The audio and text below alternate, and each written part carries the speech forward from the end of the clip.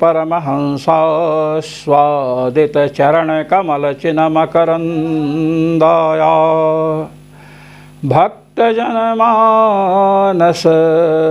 निवासाया श्रीरामचन्द्राया यत्र यत्र रघुनाथकीर्तनं तत्र तत्र कृतमस्तकाञ्जलिं बाष्पवारि परिपूर्णलोचनं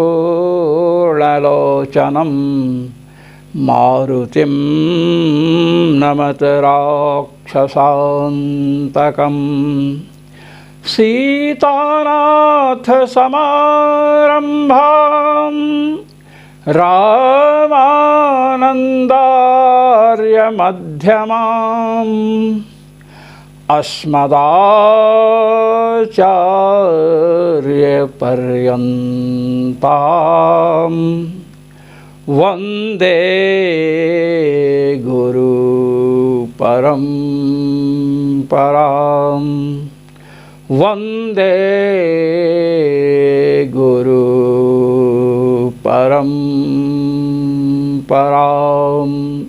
सर्वेश्वर श्रीरघुनाथो विजयते तराम। आज हम अनारब्ध कार्याधिकरण में प्रविष्ट हो रहे हैं। अनारब्ध कार्ये एव तु पूर्वे तदवधेः। चतुर्थ अध्याय के प्रथम पाद का 15वां सूत्र है। अब इस सूत्र पर जगतगुरु स्वामी श्री रामानंदाचार्य जी महाराज अपना आनंद भाष्य प्रस्तुत कर रहे हैं और यह बतला रहे हैं कि इस सूत्र की पीठिका क्या है, भूमिका क्या है। आए आनंद भाष्य का आनंद लें। पूर्वं ब्रह्म विद्या पूर्व कर्मणां सर्वेषां विनाशो उक्तः। कहते हैं तदधिगमाधिकरण और इतराधिकरण, ये दो अधिकरण पहले आए हैं। इन दोनों अधिकरणों के द्वारा यह बतलाया गया कि ब्रह्म विद्या के द्वारा पूर्व में चाहे पुण्य हो चाहे पाप हो, उन सबका विनाश होता है। ये बात बतलाई जा चुकी है अभी। इतराधिकरण में ब्रह्म विद्या से पूर्व संचित पुण्यों का विनाश और पूर्व संचित पापों का विनाश तदधिगमाधिकरण से बतलाया गया। स किं प्रारब्ध कर्म सहितानां भवति उत प्रारब्ध कर्म व्यतिरिक्तानां इति संदेहे। कहते अच्छा ये बतलाओ, आपने यह बात सिद्ध कर दी शास्त्र का साक्ष्य दे करके कि ब्रह्म विद्या के द्वारा पूर्व के पापों का और पूर्व के पुण्यों का विनाश होता है। ब्रह्म विद्या के बाद समुत्पन्न होने वाले पुण्य और पाप का असंस्पर्श होता है। यह बात आपने सब प्रमाण बतलाई है। अब एक शंका है। कहे कैसी शंका है? कहे देखिए, पुण्य हो चाहे पाप हो, जिनका विनाश करना है, ये शरीर भी पुण्य और पाप का उपभोग करने के लिए मिला है। ये शरीर किसके लिए मिला है? पुण्य और पाप के उपभोग के लिए मिला है। एतत् शरीरावच्छेदेन ब्रह्म विद्या उत्पन्न हुई अंतःकरण में। भगवान की सतत अविच्छिन्न स्मृति उत्पन्न हुई। कहते हाँ हुई। अब इसके पहले जितने पुण्य हैं जितने पाप हैं सबका विनाश हो जाएगा, आपने बताया। कहे हाँ बताया। कहे कि जिन पुण्यों को अथवा पापों को भोगने के लिए शरीर मिला है और उनका आगे फल मिलने वाला है, पुण्य हो चाहे पाप हो, तो क्या ऐसे पुण्य और पापों का भी विनाश ब्रह्म विद्या कर देती है? क्योंकि ये भी पुण्य और पाप है। आज 4:10 में ब्रह्म विद्या निष्पत्ति हुई। भगवान की सतत स्मृति अब होने लगी। तो क्या 2 वर्ष के बाद होने वाले पुण्य का जो फल है, जो पुण्य का फल 2 वर्ष के बाद प्राप्त होगा या पाप का फल 2 वर्ष के बाद प्राप्त होगा, तो क्या ये ब्रह्म विद्या, ये भगवान की सतत स्मृति इन पुण्य और पापों का भी विनाश करेगी, इनका भी विध्वंस करेगी? ये शंका है। स किम प्रारब्ध कर्म सहितानाम, प्रारब्ध कर्म के सहित संपूर्ण संचित पाप और पुण्यों का विनाश होता है क्या? अथवा प्रारब्ध कर्म से रहित जो पूर्व संचित पुण्य पाप हैं उनका विनाश होता है? ये संदेह है। भाई तत्सुकृत दुष्कृते धूनुते आपने कहा, उपनिषद वचन का साक्ष्य प्रस्तुत किया कि सुकृत और दुष्कृत सबको नष्ट कर देता है। तो सुकृत में पुण्य आया तो चाहे प्रारब्ध वाला पुण्य हो, जिस पुण्य को भोगने के लिए शरीर मिला है, जिस पाप को भोगने के लिए शरीर मिला है, सुकृत दुष्कृत तो दोनों हैं। पूर्व में जो संचित पुण्य पाप कर्म है वे भी सुकृत दुष्कृत शब्द से कहे जाते हैं, और जिन पुण्य और पापों को भोगने के लिए शरीर मिला है वे पुण्य भी सुकृत और पाप भी दुष्कृत शब्द से कहे जाते हैं। वहाँ पर तो सुकृत और दुष्कृत का नाम लिया गया है, वहाँ पर ये तो नहीं बताया गया कि प्रारब्ध से भिन्न जो पुण्य हैं या पाप हैं उनका विनाश होता है। तो इसलिए मेरा प्रश्न है कि प्रारब्ध में जो पुण्य और पाप आते हैं, क्या इन पुण्य और पापों के सहित सभी संचित कर्मों का विनाश ब्रह्म विद्या से होता है, अथवा प्रारब्ध में जो पुण्य पाप हैं इनको छोड़ करके जो पूर्व संचित पुण्य या पाप हैं उनका ब्रह्म विद्या से विनाश होता है? ये संदेह है। इति संदेह क्षीयन्ते चास्य कर्माणि तस्मिन् दृष्टे परावरे इत्यविशेषेण सर्वकर्मणां क्षयश्रवणात् सर्वेषां कर्मणां क्षयः इति प्राप्ते विधीयते अनारब्ध कार्ये इति। कहते सुनो, प्रारब्ध के पुण्य, प्रारब्ध जो शरीर को भोगने के लिए पुण्य और पाप हैं उन्हीं को प्रारब्ध कहते हैं। तो इन शरीर, इस शरीर से भोगे जाने वाले पुण्य और पाप से भिन्न जो पुण्य पाप हैं उनका ब्रह्म विद्या से विनाश होता है, ऐसा आप नहीं कह सकते हो। क्यों? क्योंकि ब्रह्म विद्या से विनष्ट होने वाले जो कर्म हैं, चाहे पुण्य कर्म हो चाहे पाप कर्म, सबका विनाश होता है, यही बात बताई गई है। प्रारब्ध से भिन्न पुण्य और पाप कर्मों का विनाश होता है ऐसा नहीं बताया गया है। प्रारब्ध ब्रह्म विद्या से ब्रह्म विद्या की उत्पत्ति से पूर्व जितने भी पुण्य पाप हैं उनका विनाश बताया गया। तो ब्रह्म विद्या के उत्पत्ति से पूर्व शरीर जिन पुण्य और पापों को भोगने के लिए मिला है वे भी हैं, इसलिए उनका भी विनाश होना चाहिए। वही कह रहे हैं, क्षीयन्ते चास्य कर्माणि तस्मिन् दृष्टे परावरे। उस परावर तत्व का जो सतत चिंतन है उसके द्वारा सभी कर्म क्षीण हो जाते हैं। तो सभी कर्म में संचित कर्म आवे ऐसी बात तो है नहीं। प्रारब्ध में जो पुण्य पाप हैं, ब्रह्म विद्या की उत्पत्ति के पूर्व जितने पुण्य पाप हैं सब नष्ट हो जाएंगे, ये मानना चाहिए, ये पूर्व पक्षी कह रहा है। इस शंका का उत्तर देने के लिए कहा, अनारब्ध कार्ये एव तु पूर्वे तदवधे है। 4th अध्याय के प्रथम पाद का 15वां सूत्र। न आरब्धम न निष्पादितं कार्यं शरीरं याभ्यां पुण्य पापाभ्यां ते आरब्ध कार्ये अप्रवृत्त फले पूर्वे विद्योत्पत्तेः पूर्वतने अनादिकालतः संचिते पुण्य पापे। कहते सुनिए, अनारब्ध कार्य, जिन्होंने अपने कार्य का आरंभ नहीं किया है, अनारब्ध कार्य का न आरब्धम अर्थात न निष्पादितम कार्यम शरीरम याभ्याम ते अनारब्ध कार्ये पुण्य पापे। कहते हैं जिन पुण्य और पाप ने, जिन पुण्यों और पापों ने, या जिस पुण्य और पाप ने अपना कार्य आरंभ नहीं किया। अब जैसे यह शरीर है,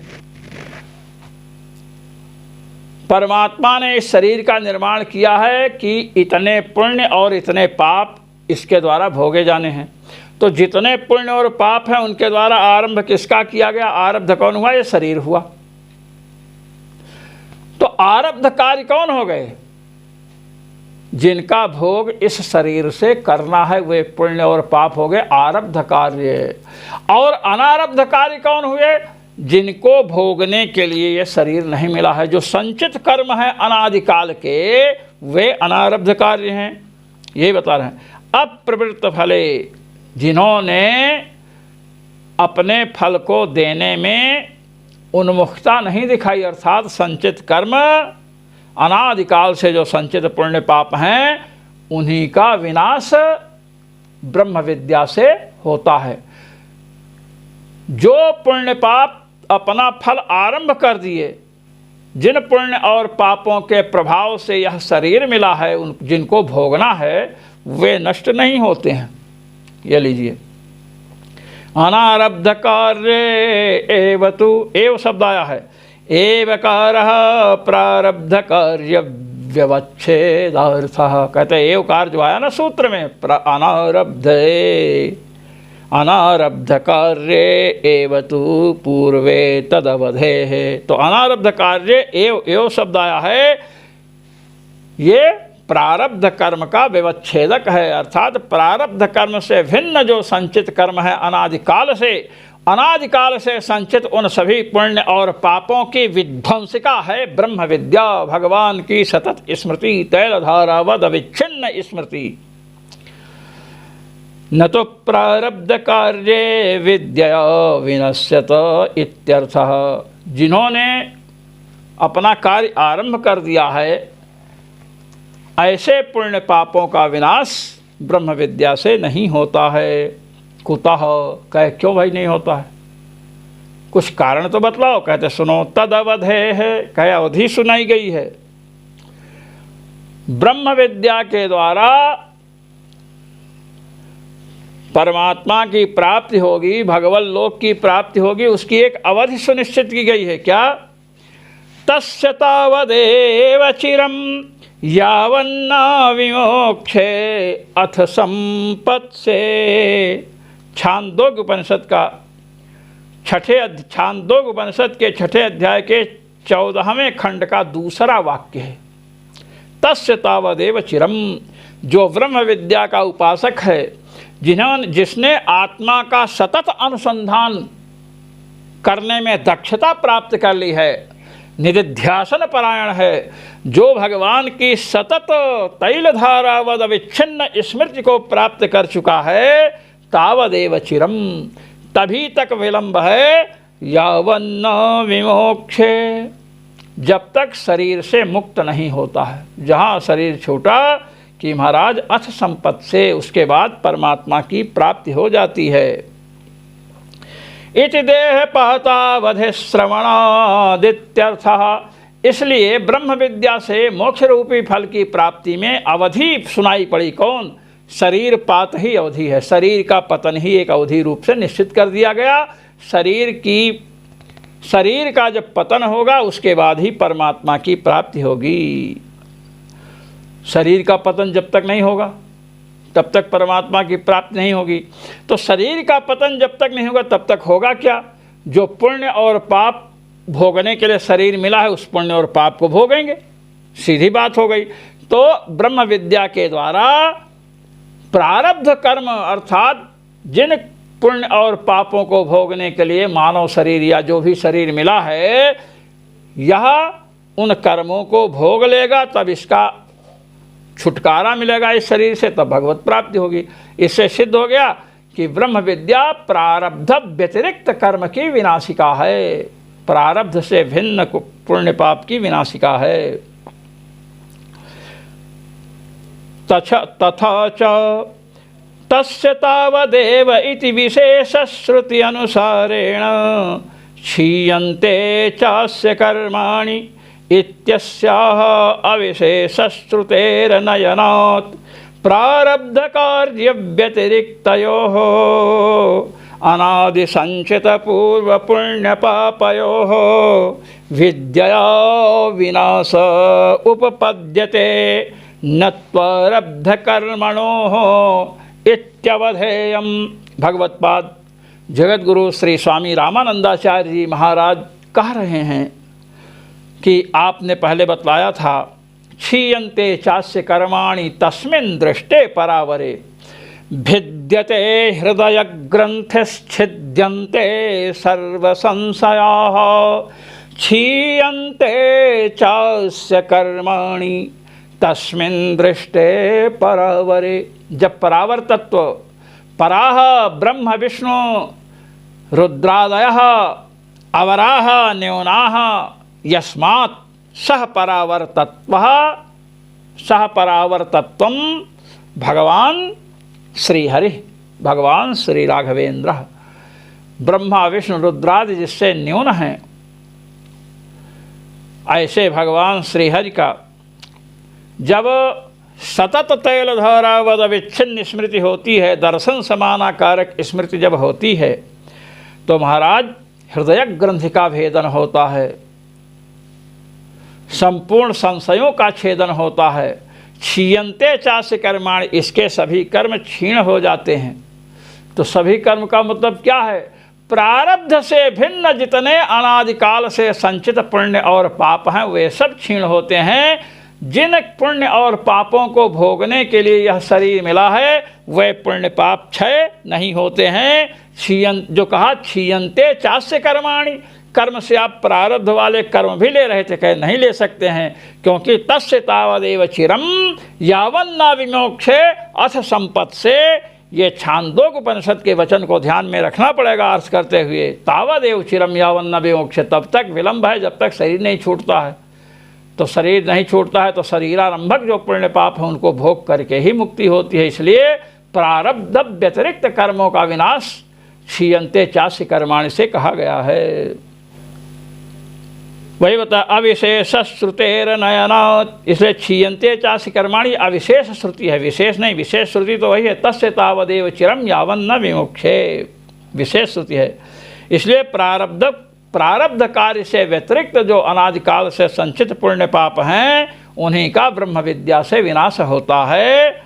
जो शरीर को आरंभ कर दिए हैं ऐसे पुण्य और पाप का विनाश ब्रह्म विद्या से नहीं होता है, ये बतलाया गया। अब एक शंका और है कि ब्रह्म विद्योपासक है, ब्रह्म विद्या मोक्ष विरोधी जो भी कर्म है उनका विनाश करेगी, ये निश्चित हुआ। तो मोक्ष विरोधी कर्मों का विनाश करेगी। मोक्ष विरोधी कर्म क्या है? सकाम कर्म है, उनका विद्या से विनाश तो ठीक है। अनादिकाल से संचित पुण्य और पाप है उनका विनाश ब्रह्म विद्या से हो, ये भी बात समझ में आती है। आश्रम के धर्म जो अंग हैं जिनको ब्रह्म विद्या का अंग माना गया, अग्निहोत्र है, दर्श पूर्णमास है, और भी कुछ कर्म हैं जो ब्रह्म विद्या के विरोधी नहीं है। जैसे कारीरी इष्टि है, कारीर्य वृष्टि कामो यजेतो, जिसको वर्षा की कामना हो कारीरी इष्टि करे। अब वर्षा होगी तो खेत में नमी आएगी, बीजों का वपन करेंगे, बीज बोएंगे, फसल लहलहाएगी, और वो जब आएगी तो ब्रह्म विद्या उपासकों को भी अन्न का वितरण करेंगे, उनसे उनके शरीर सुपुष्ट होंगे, अपना भी शरीर पुष्ट होगा। शरीर स्वस्थ रहेगा तो ब्रह्म चिंतन में, ब्रह्म विद्या की उपासना में, भगवान की सतत स्मृति में सहायक होगा। तो ये तो कर्म ब्रह्म विद्या विरोधी नहीं है। अब यदि इसका भी संस्पर्श हो गया तो ब्रह्म विद्या उपासक को फल की प्राप्ति नहीं होनी चाहिए, क्योंकि ब्रह्म विद्या की उत्पत्ति के बाद जो कर्म है उनका संस्पर्श आपने बतलाया है विरोधी का, तो ये तो कर्म ब्रह्म विद्या का विरोधी नहीं है। और जनक जी महाराज जो ब्रह्मज्ञानी थे, ब्रह्मवेत्ता थे, उनके यहाँ जब अकाल पड़ा तो महाराज ने स्वर्ण के हल से भूमि का कर्षण किया, भूमि को जोता, तो वर्षा हुई, श्री जानकी जी प्राप्त हुई। तो वो ब्रह्म विद्या विरोधी कर्म नहीं है। दृष्टि चाहिए। आरोग्य, ब्रह्म विद्या उत्पन्न हो गई, शरीर का आरोग्य, शरीर जब रोग रहित होगा तो ब्रह्म की परमात्मा की सतत स्मृति होगी। अब एक बहुत बड़ा भयंकर फोड़ा किसी को हो गया और उसी से चिल्लाना शुरू किया तो ब्रह्म विद्या भगवान की सतत स्मृति होगी? नहीं होगी। तो आरोग्य फल हो चाहे वृष्टि फल हो, ये ब्रह्म विद्या के विरोधी नहीं हैं, तो इनका नाश ब्रह्म विद्या से इन कर्मों का संस्पर्श साधक से होता है या नहीं? कहते हैं कि ये बात हम पहले बतला चुके हैं। क्या? इतरस्याप्येवमश्लेषः पाते तु, ये कर्म जो ब्रह्म विद्या के अविरोधी हैं ये अपना फल देंगे, और इन कर्मों का विनाश यदि कुछ रह गए तो पाते तो जब शरीर पात होगा तो इनका नाश हो जाएगा, क्योंकि अब इनकी कोई आवश्यकता नहीं है। अब अगर ये रहेंगे तो ये निश्चित ही ब्रह्म विद्या का फल जो मोक्ष है उसके साथ प्रतिबंधक बन जाएंगे, इसलिए पाते तु, ऐसा कुछ आचार्यों ने कहा है। और जब तक शरीर है तब तक आरोग्य फल, ब्रह्मवेत्ता को आरोग्य चाहिए तो आरोग्य मिलेगा। ब्रह्म विद्या के उपासक को यदि वृष्टि की कामना है कि इस कर्म से वृष्टि हो, तो वृष्टि होने से शरीर सुपुष्ट होगा, राष्ट्र का कल्याण होगा। तो ऐसे कर्म प्रतिबंधक नहीं है, इसलिए ऐसे कर्मों का ब्रह्म विद्या से विनाश नहीं होगा, ऐसे कर्मों का फल मिलेगा ही। इस प्रकार आज सर्वेश्वर भगवान श्री रघुनाथ जी की कृपा से अनारब्ध कार्याधिकरण पूर्ण हुआ। जो मनीषी महानुभाव भगवत्पाद जगतगुरु श्री स्वामी रामानंदाचार्य जी महाराज द्वारा प्रणीत आनंद भाष्य का श्रवण मनन एवं निधिध्यासन करते हैं, उन सभी मनीषी महानुभावों को अनंतानंत ब्रह्मांड नायक रघुनायक सर्वेश्वर श्री रघुनाथ जी की ओर से अनंतानंत असीम अनुकंपा प्राप्त हो, और मेरी ओर से सादर सप्रेम जय श्री राम।